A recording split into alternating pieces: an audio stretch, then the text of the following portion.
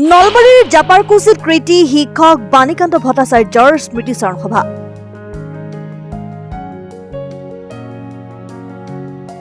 নলবাৰীৰ জাপাৰকুছিত কৃতি শিক্ষক তথা সমাজকৰ্মী অভিনেতা কণ্ঠশিল্পী প্ৰয়াত বাণীকান্ত ভট্টাচাৰ্যৰ স্মৃতিচাৰণ সভা মঙলবাৰে অনুষ্ঠিত কৰা হয়। যোৱা 17 মে'ত পৰলোকগামী হোৱা প্ৰয়াত ভট্টাচাৰ্যৰ নিজ বাসগৃহত অনুষ্ঠিত সভাখনত সভাপতিত্ব কৰে নলবাৰী সাহিত্য সমাজৰ সভাপতি হীৰেন্দ্ৰনাথ শৰ্মাই। সভাখনত নিৰ্দিষ্ট বক্তা হিচাপে উপস্থিত থাকে নলবাৰী প্ৰেছ ক্লাবৰ সভাপতি জিতেন শৰ্মা, জ্ঞানপীঠ হাইস্কুলৰ প্ৰাক্তন প্ৰধান শিক্ষক বাবুল বৰ্মন, বিশিষ্ট চিত্ৰশিল্পী খছনুৰ আহমেদ, বিশিষ্ট সমাজকৰ্মী অমূল্য প্ৰসাদ দাস, অধিবক্তা মানৱেন্দ্ৰ শৰ্মা, প্ৰবক্তা বিপুল শৰ্মা, ৰজনী বৰ্মন আৰু ভৱেন বৰ্মন। অনুষ্ঠানটোৰ আঁতৰে প্ৰবক্তা আবৃত্তিকাৰ জয়ন্ত কুমাৰ শৰ্মাই। উল্লেখযোগ্য যে স্মৃতিচাৰণ সভাখনত আমন্ত্ৰিত অতিথিসকলৰ উপৰি প্ৰয়াত ভট্টাচাৰ্যৰ শুভাকাংক্ষীসকল, স্থানীয় ৰাইজ আৰু পৰিয়ালবৰ্গৰ লোকসকল উপস্থিত থাকে। আমন্ত্ৰিত অতিথিসকলে প্ৰয়াত ভট্টাচাৰ্যৰ কৃতিত্বসমূহৰ বিষয়ে বক্তব্য দাঙি ধৰাৰ উপৰি স্মৃতিও ৰোমন্থন কৰে। অনুষ্ঠানটোত উপস্থিত থকা বিভিন্নজনে ভট্টাচাৰ্যৰ জীৱনৰ বহুতো কথা নিজৰ বক্তব্যৰ জৰিয়তে প্ৰকাশ কৰে।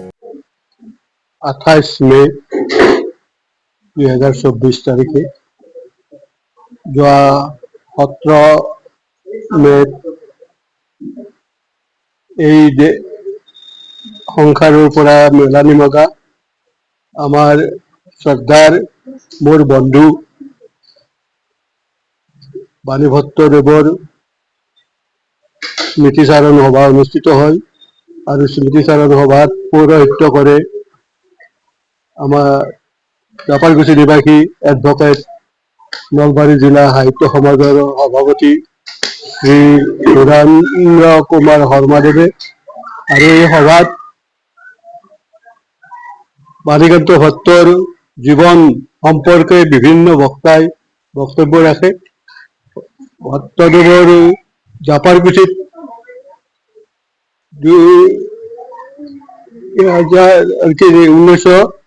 1988 মানত থাকিবলৈ লয়। 1988 তাৰ আগতে তেওঁৰ বাজেনীৰ দক্ষিণ অঞ্চলত দক্ষিণ পশ্চিম দিশত মহখলি গাঁৱত তেওঁৰ জন্ম হৈছিল। তাৰ পিতৃৰ নাম আছিল স্বৰ্গীয় হৰিকান্ত ভট্টদেৱ আৰু মাতৃৰ নাম আছিল ভাগীৰথী দেৱী। তেওঁৰ এগৰাকী ককায়েক আৰু এজনী বায়েক আছিল। বায়েকজনৰ নাম আছিল বিনোদা দেৱী।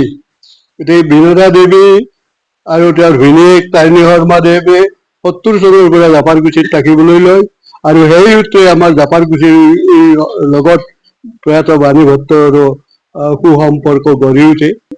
থাকিয়ে তেওঁ নলবাৰী মহাবিদ্যালয়ৰ সহকাৰী সম্পাদকৰ দায়িত্ব গ্ৰহণ কৰিবলৈ সক্ষম হৈছিল। আৰু সেই প্ৰতিযোগিতাৰ দিনত তেখেতে নাটত মঞ্চস্থ কৰি দ্বিতীয় শ্ৰেষ্ঠ অভিনেতা হিচাপে খ্যাতি লাভ কৰিছিল। সংগীতৰ বিভিন্ন শিতানত প্ৰতিযোগিতা কৰি সংগীত বঁটা লাভ কৰিবলৈ সক্ষম হৈছিল। শ্ৰেষ্ঠ সংগীত শিল্পী হিচাপে নিশ্চিত হৈছিল।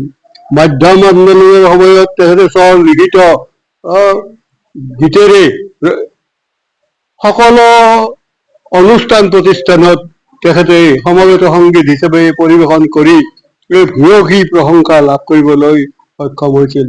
পিছত তেখেত অৰুণাচল প্ৰদেশত গৈ প্ৰথমতে সহকাৰী শিক্ষক হিচাপে, তাৰপিছত স্নাতক শিক্ষক হিচাপে 2014 চনলৈ শিক্ষাদান কৰি কৃতি শিক্ষকৰ বঁটা লাভ কৰি অৱসৰ লৈ পুনৰ জাপাৰকুছিত আহি থাকিবলৈ লয় আৰু জাপাৰকুছিত থাকি জাপাৰকুছি ৰাইজৰ মাজত তেখেতে এজন প্ৰিয় লোক হিচাপে পৰিচিত হৈ উঠে, গঢ়ি উঠে। আজি বাণীকান্ত ভট্টাচাৰ্যৰ স্মৃতি সোঁৱৰণ কৰা হ'ল।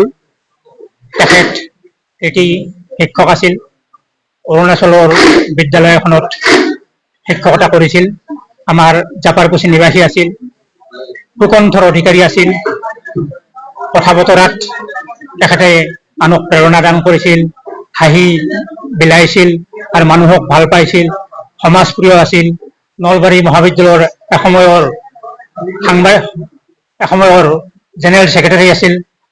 গতিকে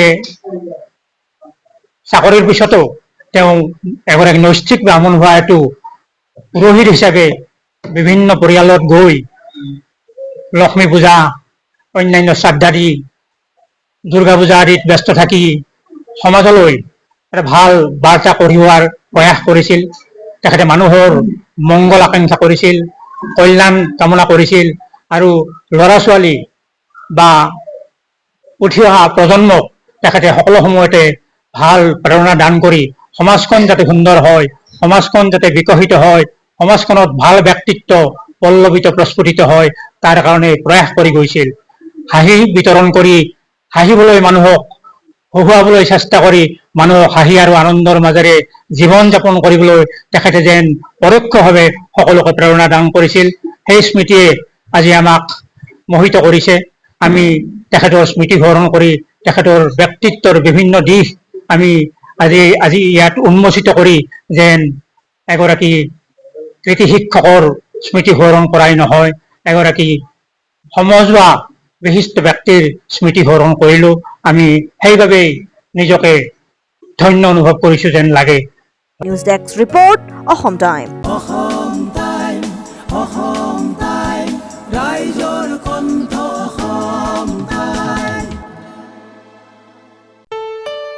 ঘৰত আনন্দ আৰু সম্পৰ্কৰ চমক বজাই ৰাখিবলৈ জৰুৰী হৈছে সকলো আনন্দময় মুহূৰ্তত মৰমৰ উপহাৰ দিয়াটো। সেইবাবে মধুশ্ৰী জুৱেলাৰ্ছে আনিছে সকলো ৰঙীন ক্ষণৰ বাবে বিশেষ গহনা।